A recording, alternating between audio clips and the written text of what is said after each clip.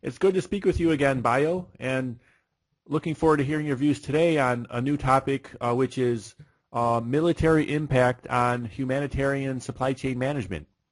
Can you start by providing a brief background of yourself? Thank you again, Dustin, for this opportunity. Of course, my name is Adebayo Adeleke, and I'm a military officer by profession. And my area in the military is supply chain and logistics. And over the past 5 years, I've been doing a lot of research and writing on humanitarian supply chain management. Thank you. So historically, how has the military of different nations impacted the humanitarian supply chain?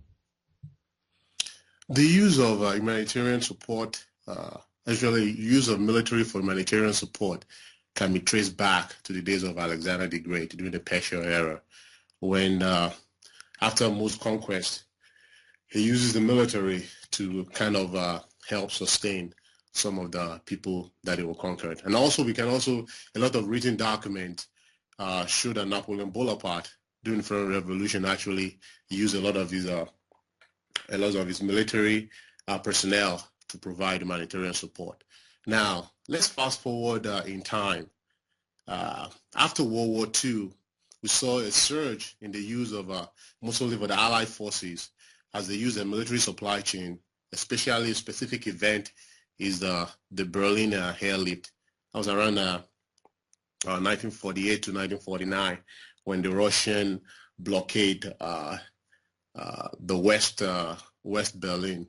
And what happened was the Allied forces actually provided supplies using in-depth involvement of military supply chain in forecasting demands, procurement of goods, distribution and storage of goods, and also transporting those goods to those individuals that were involved in the blockade. And they used actually between 1948 to 1949, the Allied forces provided over 2 million people around that area using their air drop. So the use of military supply chain and humanitarian supply chain that kind of go hand in hand, as you will see, as in a flight 370 that has been missing, the use of military personnel and equipment has been used a lot, and also in the current event about the girls that have been abducted in northern part of Nigeria by Boko Haram, and they're using the military as well to provide search and rescue for those humanitarian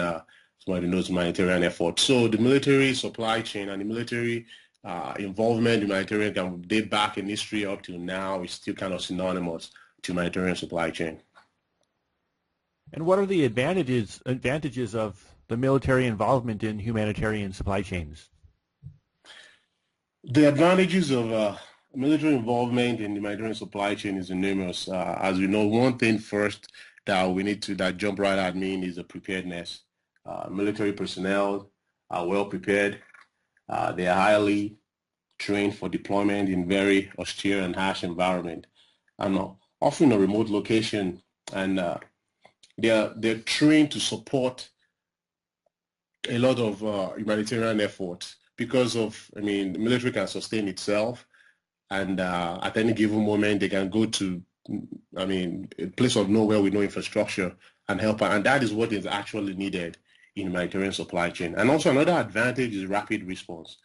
They can respond through air, land, and sea, as we see in the aftermath of the hurricane that happened in Haiti, as the U.S. Navy actually launched a ship down to the Port-au-Prince, and they use that effort to help give military aid to people that have been devastated by the earthquake. And also military supply chain, the main advantage is that military supply chain is aligned with humanitarian supply chain. And the reason why I'm saying this is that the military supply chain operates in a destabilized condition, and which is pretty much what humanitarian effort is. And also they're also trained to operate under certain demand and limited knowledge of the conditions. So that is why I say there's an enormous advantage in bringing military supply chain and humanitarian supply chain together, because what the humanitarian supply chain needs, they can feed off from military supply chain because they kind of feed off of each other. I mean, military pretty much, they work in an area whereby security is needed, and of course, in the humanitarian supply chain, we need security and whatnot.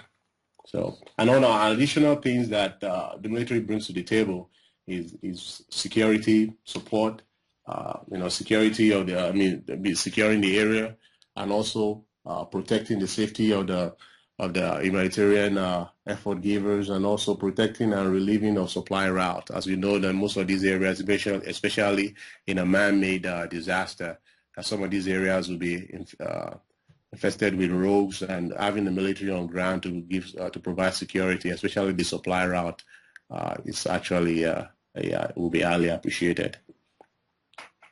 And how can integrated coordination with the military improve current systems and processes in humanitarian supply chain? The military supply chain, the military as a whole, they have a huge logistical footprint, which can never be underestimated. And because of this, a proper coordination by the military and the civilian counterpart on the ground will help and aid the current systems and processes we have in the humanitarian supply chain. Now, I'll give a certain prime example. Military, when they come with different platforms, mobility platform, communication platform, engineering support, and these platform, if well integrated, will actually aid and kind of lower some of the stress that the civilian counterpart goes through. For example, I mean, the military, when they come, I mean, we know that at the initial part of any disaster, they needed to provide immediate response, to provide security, or to stabilize a chaotic environment. And I think a lot of issues that from previous research and the previous literature that has been written about effective use of military and humanitarian supply chain is because there is not enough coordination between the military and the civilian counterpart. And I think if this part is actually synced beforehand, maybe maybe from different exercises prior to any disaster, I think that will alleviate, or that will actually promote effective use of military in humanitarian support. Because over the years, as we saw in Haiti, a lot of military equipment, a lot of military personnel that were deployed to those areas initially were not properly used because they do not know how to properly utilize those capabilities. It is essential that if the civilian counterpart and also the military as a whole to understand, it goes vice versa. If both entities actually understand each other, they can better serve themselves, and not only that, for the people also in the disaster-struck area. And thanks for sharing your views today on military impact on humanitarian supply chain management. Thank you very much, Dustin. Thanks for your time.